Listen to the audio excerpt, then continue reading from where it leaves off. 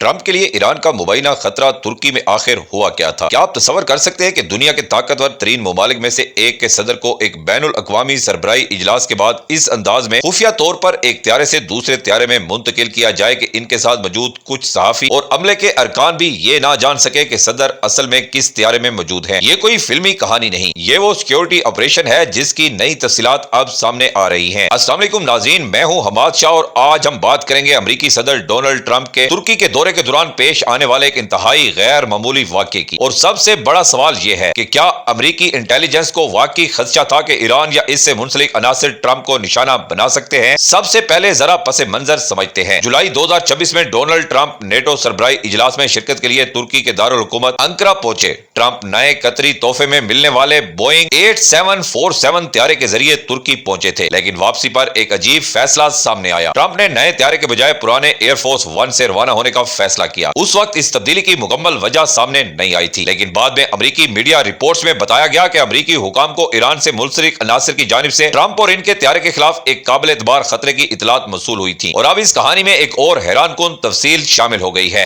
تازہ رپورٹس کے مطابق امریکی انٹیلیجنس کو ایسی معلومات ملی تھی کہ ایرانی آپریٹو مبینہ طور پر انقرہ کے اس ہوٹل کی عین منزل تک جانتے تھے جہاں ٹرمپ قیام پذیر تھے۔ یہ دعویٰ انتہائی اہم ہے کیونکہ کسی عالمی رہنما کے بارے میں صرف یہ جاننا کہ وہ کس شہر یا کس ہوٹل میں موجود ہے یہ ایک بات ہے، لیکن اگر کسی دشمن انٹیلیجنس نیٹ ورک کے پاس عمارت کے اندر صدر کی موجودگی کی مخصوص معلومات ہو تو سیکیورٹی حکام کے لیے صورتحال بالکل مختلف ہو جاتی ہے۔ یہاں ایک بات واضح کرنا ضروری ہے، ہوٹل کے عین منزل کے بارے میں یہ دعویٰ میڈیا رپورٹس پر مبنی ہے اور اس مخصوص تفصیل کی مکمل سرکاری تصدیق عوام کے سامنے نہیں کی گئی، لیکن طیارہ تبدیل کرنے کا واقعہ محض افواہ نہیں رہا۔ خود ڈونلڈ ٹرمپ نے تصدیق کی ہے کہ انہیں سیکرٹ سروس اور فوج کی طرف سے طیارہ تبدیل کرنے کا مشورہ دیا گیا تھا۔ اور پھر سامنے آئی اس پوری کہانی کی سب سے حیران کن تفصیل۔ رپورٹس کے مطابق ٹرمپ کو عوام کے سامنے ایک طیارے کی جانب جاتے ہوئے دکھایا گیا، لیکن اصل میں انہیں ایک مخصوص فوجی طیارے سے منتقل کیا گیا۔ اس آپریشن میں مبینہ طور پر ایک ایئرپورٹ کیٹرنگ ٹرک کا بھی استعمال کیا گیا تاکہ صدر کی اصل نقل و حرکت کو چھپایا جا سکے۔ دوسری طرف وہ طیارہ جس کے بارے میں بہت سے لوگ سمجھ رہے تھے کہ ٹرمپ اس میں موجود ہے بطور ڈی کوئے استعمال ہوا، یعنی مقصد یہ تھا کہ ممکنہ دشمن کو یہ یقین نہ ہو کہ امریکی صدر حقیقت میں کس طیارے میں سفر کر رہے ہیں۔ رپورٹس کے مطابق پرانے ایئر فورس ون میں صحافی اور عملے کے بعض اراکین بھی موجود تھے، جبکہ ٹرمپ ایک الگ فوجی طیارے کے ذریعے روانہ ہوئے۔ اب یہاں ایک بہت اہم سوال پیدا ہوتا ہے، اگر امریکی حکام کو صرف طیارے کے بارے میں خدشہ تھا تو پھر اتنا پیچیدہ آپریشن کیوں کیا گیا؟ اور اگر واقعی ٹرمپ کی لوکیشن کے بارے میں بھی مخصوص معلومات کسی مخالف نیٹ ورک تک پہنچ چکی تھی تو پھر معاملہ صرف ایک طیارے کی سیکیورٹی تک محدود نہیں رہتا، یہ انٹیلیجنس اور کاؤنٹر انٹیلیجنس کا مسئلہ بن جاتا ہے۔ یعنی سوال یہ نہیں رہتا کہ دشمن میزائل کہاں سے فائر کر سکتا ہے، سوال یہ بن جاتا ہے کہ دشمن کو صدر کی موجودگی کے بارے میں کتنی معلومات حاصل